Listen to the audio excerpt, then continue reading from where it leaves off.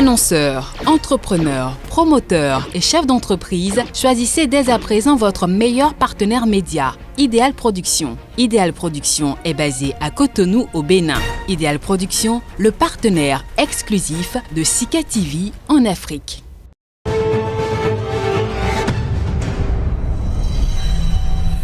Déjà jeudi 18 mars, le temps passe si vite, oui, que retenir de l'actualité du jour vu par les canards dans leur parution. Kodovia Metonon pour nous en dire un peu plus. Kodovia Metonon, bonjour.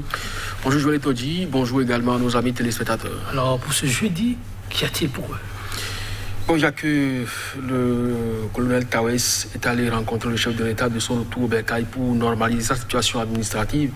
Cela a occupé le devant de la presse ce matin, abondamment relayé donc dans ses propos, sans oublier que aussi les avocats de Rekiat Madougou ont donné de la voix. Ces conditions de détention sont de plus en plus corsées et relèvent de l'inhumain. C'est ce que les avocats ont dit à la presse. Il y a aussi que le développement, ça passe par la lutte contre la corruption et je crois que là-dessus, Afrobaromètre donne quand même une note satisfaisante au Bénin. Merci à vous, Kodovia Metonon. On va démarrer. On démarre avec un quotidien. Le service public La Nation, qui donc à propos de cette lutte contre la corruption écrit en titre ce matin manchette, enquête Afrobaromètre, la corruption en nette régression au Bénin et puis de retour au Bercail pour sa situation administrative. Pascal Tawes fait son mea culpa. Le journal L'Actualité a fait Rekiat Madougou. L'heure est grave. On ne doit pas laisser Rekiat Madougou mourir en prison, lance ses avocats. Le journal L'Afrique en marche, après le décès de l'ancien ministre du Transport, hommage du président Soglo à Georges Guédou et puis gouvernance de la rupture. Le régime Talon n'a pas toujours bougé après plusieurs lettres ouvertes de Béninois et également de Français. Le journal L'Audace Info, projet d'annulation du processus électoral en cours sollicité et exigé par des députés et avocats français. L'étau se resserre. Autour du Bénin s'interroge ce journal. Le politique pour la restauration de la démocratie au Bénin, le professeur Aïvo, sans lâcher prise, fait redouter le camp présidentiel. Et puis financer des activités électorales sans soi-même être en lice, un secret de polichinelle sous tous les cieux. Matin libre va au-delà du Bénin, Sénégal. Bravo au médiateur de la République. Face à la tension, il a su attirer l'attention du Macky Sall. Nous avons le devoir de marquer notre pause et de les écouter.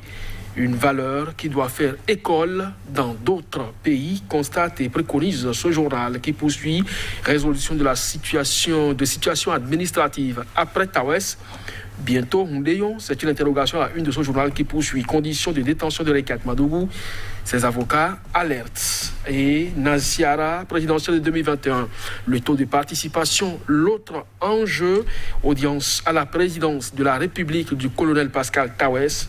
Le mythe est tombé.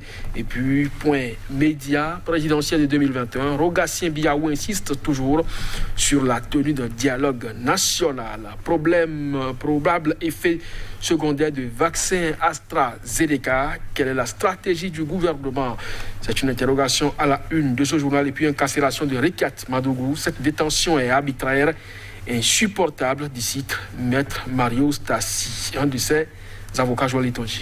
Merci. Avant que je vienne maintenant, nous allons commencer le mois de mars, femmes à l'honneur, actualité qui nous parle de ces femmes qu'on ne présente plus. L'heure est grave. Matel, ses avocats, Rekiat Madougou.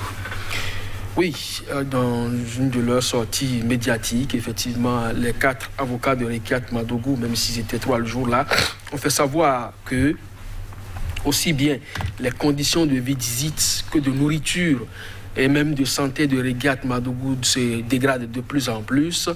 Il n'y a pas de secret d'écoute à ce niveau parce que là où elle est souvent entendue par ses avocats, eh bien, il y a désormais une caméra qui est posée et sur 5 jours, en principe, dans la semaine qui était retenue pour qu'on puisse lui apporter de la nourriture, c'est désormais passé à 3. et sa maman aussi émet des réserves par rapport à cette condition donc de détention de sa fille. Et aussi, Rekiat Madougou, qui serait donc une jeune dame, donc les enfants sont suffisamment mineurs et depuis sa détention, sa garde à vue jusqu'à sa détention aujourd'hui en prison, les enfants n'ont plus accès à leur maman. Elle qui aussi a des difficultés aujourd'hui pour téléphoner et dit-il, rapporté par ses avocats, eh bien, elle a eu des difficultés lombaires. Elle s'est fait donc par ses co-détenus pour des séances de massage afin qu'elle puisse se retrouver. Donc, c'est dit simplement que la situation autour donc, de la détention de cette dame-là aujourd'hui, à travers donc, cette sortie médiatique des avocats, elle critique cette situation-là et ils entendent, ces avocats, alerter la communauté nationale et internationale pour que, même si elle doit être gardée dans les liens de la prison, que les conditions soient de plus en plus humaines. Je viens maintenant, oui, vous parler d'alerte en concluant. L'Afrique en marche revient sur ces alertes et constate, rien ne fait bouger le régime Talon. Oui, en effet, parce que le journal, en principe, croit savoir, avec plusieurs lettres ouvertes, aussi bien adressées par les nationaux que l'extérieur, eh bien, le gouvernement devrait quand même donner des signes d'ouverture, peut-être tenter de décrisper la tension politique nationale, quitte à donner une issue aux requêtes des uns et des autres, surtout de l'opposition, qui pense que soit il y ait un dialogue politique, soit il y ait des assises carrément, pour sursoir d'abord à la tenue du scrutin en cours et définir donc les nouvelles bases de son organisation. Mais malheureusement, à ce jour, rien n'a encore filtré ou n'a bougé du côté donc de l'exécutif béninois avec son premier chef, le président Patrice Talon. Donc le journal croit savoir donc qu'effectivement rien ne semble donner des signes d'apaisement au niveau donc de l'exécutif. De toutes les façons, j'ai toujours dit qu'avec le politique, il faut s'attendre à tout. 11 avril, c'est très proche, mais c'est encore loin. On peut encore obtenir quand même gain des causes, ne serait-ce que d'une manière ou d'une autre, tendre la main à l'opposition, quitte à organiser des scrutins dans de bonnes conditions, sans quoi tous les signaux sont pratiquement à l'orange. Et pour l'éviter que ça vire au rouge, ce point média qui rapporte, l'ex-ministre Gatien Biaou croit savoir que seul le dialogue reste la solution. Point média. Tout à fait, c'est ce que l'ancien ministre a exprimé aussi comme souhait, et bon nombre de Béninois également, acteurs politiques comme société civile, pensent qu'il faut passer, même si on ne veut pas l'appeler conférence nationale bis, qu'il faut quand même une table ronde des acteurs de la société civile, de l'épiscopat et même de la politique surtout, pour que l'on puisse quand même aller à des tables de négociation. Mais négocier avec qui? Et lorsque quelqu'un ne tend pas la main, vous ne pouvez donc pas la saisir. Donc de ce point de vue, je crois que la balle est beaucoup plus dans le camp de l'exécutif, puisque tous les acteurs impliqués aujourd'hui, l'opposition comme la société civile, sont suffisamment prêts pour participer à ce dialogue-là.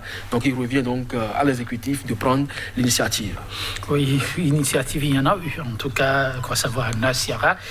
Il y a un qui s'est rapproché de l'exécutif, un grand mythe, quoi savoir, Nassiara, un mythe qui désormais est tombé. Oui, pendant longtemps, Pascal Tawel s'est affiché comme un opposant radical à la gouvernance Talon. Les mots n'ont pas manqué et des conclusions aussi tirées à son niveau, aussi bien à l'endroit du chef de l'État que de la nation béninoise, parce que rappelez-vous, sous la gouvernance du président Nicéphore Dieudonné Soglo, donc à l'entame de la démocratie, le pays avait souffert sous le joug donc de ce capitaine, aujourd'hui colonel. Donc aujourd'hui, lui qui a critiqué pendant longtemps le président Patrice Talon, il est rentré au Bercail et sous le prétexte donc d'une normalisation de sa situation administrative, eh bien, il s'est rapproché du chef de l'État, il a fait son mea culpa, a écrit le journal du service public La Nation, il a effectivement demandé pardon et il fait constater que tout avance bien et que lorsque vous êtes en dehors du territoire, eh bien, vous attendez d'autres sons de cloche. Alors, les réactions n'ont pas manqué. Ceux qui lui ont valablement répondu sont là. Les tests également à propos. Il pourra donc les lire et en faire également une idée. En tout cas, un en moins. Cependant, l'Audace Info rapporte qu'il y en a qui continuent de faire douter le camp présidentiel par rapport à la présidentielle. Lui, là, non, quoi savoir, l'Audace Info. Joël Laïvo. Non, c'est plutôt le journal Le Politique. Le Politique, tout à fait. Le Politique parle de ce... Oui, le Politique. Des actions de Joël Aïvo qui, sans lâcher prise, fait redouter donc le camp présidentiel. C'est normal, parce que depuis que Rekiat Madougou est en détention, les regards sont beaucoup plus tournés vers Joël Aïvo qui, en son temps, avait initié son dialogue itinérant avec les populations. Il a rencontré les uns et les autres. Il a pris le pouls donc de la situation socio-politique du pays. Il croit savoir donc que le chef de l'État doit pouvoir aussi descendre et écouter la base. Donc aujourd'hui, il tient toujours la dragée haute. On attend de voir s'il peut continuer ainsi jusqu'au 11 avril, parce que vous vous rappelez, Rekiat vous l'avez prévenu, bientôt je serai arrêté et tu seras aussi accusé comme co-détenu ou co-accusé aussi du terrorisme. C'est-à-dire simplement qu'il ne fait pas bon vivre aujourd'hui d'être opposant au Bénin. Quand je viens maintenant, une petite note, parce qu'on me dit on a quelques minutes avec La Nation, enquête Afro-Baromètre, une bonne note pour le Bénin. Oui, en termes de lutte contre la corruption, il paraît que nous sommes en nette régression, c'est déjà une bonne chose, mais les détournements n'ont pas cessé, parce que c'est ça aussi l'autre paire de manches. Rappelez-vous le cas de l'affaire à la Direction générale des impôts et des domaines où on parle de 4, 10 ou 40 milliards de francs CFA volatilisés. Aujourd'hui, personne ne peut vraiment donner le chiffre, encore que le ministre de l'économie et des finances l'a clairement signifié. C'est l'argent des travailleurs. L'État ne peut pas être trop regardant à ce niveau-là. Alors, il y a beaucoup d'autres faits de corruption, de malversation qui ont été signalés, des marchés gré à gré. Et donc, rappelez-vous les dénonciations de Jean-Baptiste Elias avant que le FONAC ne soit donc dissous ou arrêté donc, dans ses élans. Donc, c'est dit simplement qu'au niveau de la corruption, peut-être ça a baissé, mais au niveau des détournements des deniers publics, ça perdure. Et si on peut également faire davantage la lutte à ce niveau-là, ce serait quand même bon pour le moral, parce que cet argent, comme le chef de l'État l'a dit, va désormais travailler plutôt que de nourrir les poches des individus. Vivement qu'on en arrive là. Et oui, quand je viens maintenant. Merci d'avoir été là. On se donne rendez-vous demain. Et chez Téléspectateurs, à demain.